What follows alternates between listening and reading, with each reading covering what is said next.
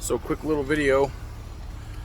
2015 Prostar International. Just want to kind of give you a rundown. Pretty simple. Little setup. Hooking up my CB and my 4-pill, little Palomar 4-pill. Nothing fancy. So you run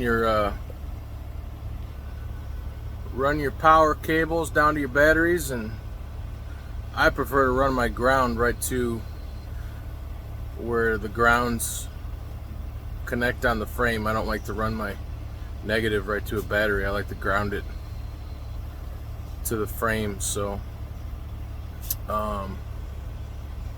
basically I had a power inverter in here already, so with 4 gauge, I think 4 gauge, or it might be bigger. I'm pretty sure it's 4 gauge though, minimum. So I tapped off that, put some power blocks in there, screwed it into my cabinet here behind the seat, the driver's seat, and then I ran 8 gauge from there. Just kind of made a path, man. I was a low voltage electrician before this, so as far as running wires go and putting them where I want them to go, I'm pretty damn good at it. Not to toot my own horn, but yeah, it's exposed. I'll show you here in a second, but one little spot, I didn't feel like pulling the interior sleeper panel off to get it just for 1 foot of exposed wire, but the rest of it is I'd say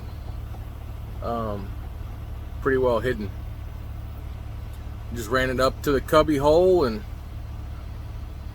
terminated my radio and my 4-pill to the 8 gauge wire up in the cabinet, and that's all she wrote. But here, I'll flip it around here so you can see. I'm not going to show you how it comes up from the battery, because that's a pain in the ass on these trucks to get down to the batteries, and got to take a panel off, got to unbolt it. So I'm just going to show you where my power blocks are and go from there. Sarge, get up here.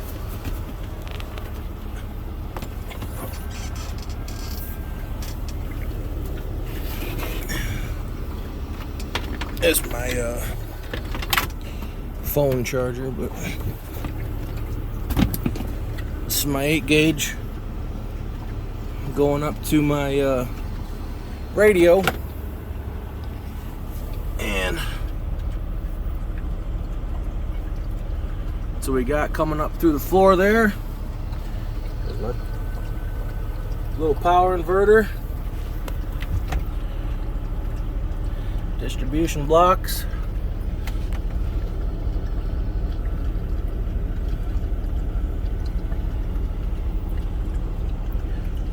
and into there.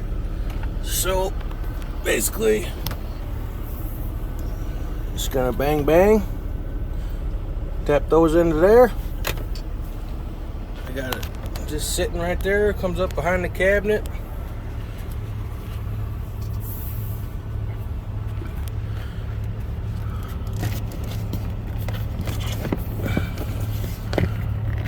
Go ahead and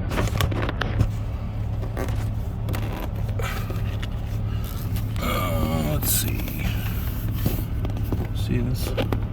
Might be able to squeak it in there.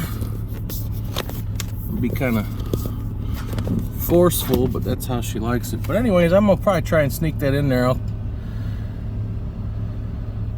If I do, if not. But it goes up into the bottom of the cabinet there, wraps around here.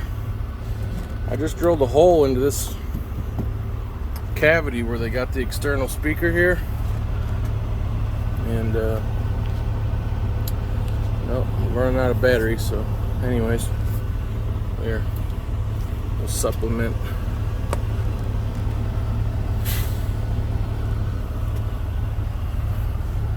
drill the hole way down in there and vacuum that out or whatever.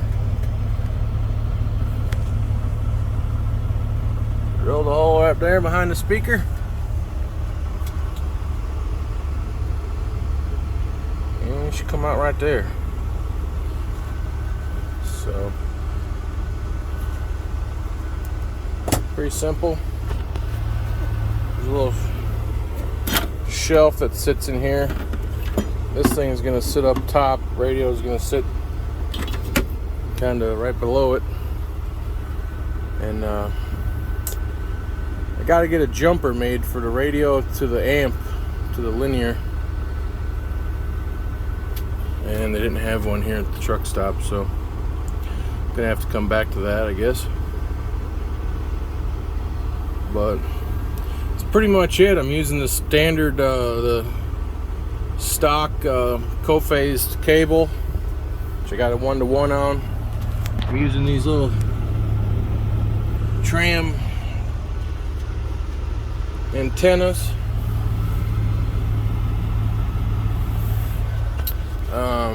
I got a 1-to-1, man. So I haven't even started running my ground strapping yet,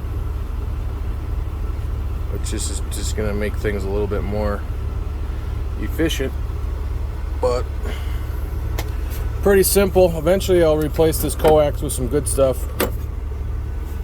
I might run a antenna off the back of the cab. I don't know, we'll see. But yeah, we're gonna button it up. I said pretty easy, man. I think it took me like 10-15 minutes. Even if I had to run cables all the way to the battery through the floor, maybe another 10-15 minutes. Terminate the wires. You good to go. Well, all right, buddy. Hope this gives people some sort of idea. We'll get some performance videos once I get my meter out of the garage, or get another one for in here or something. I don't know. Not really worried about what it's doing. Just a 4-pill. I think it's I think I took the covers off. I think it's 454s. No, it's either 1446s or 454s. Shout out to Rooster CB shop. Picked that little Superstar off of him.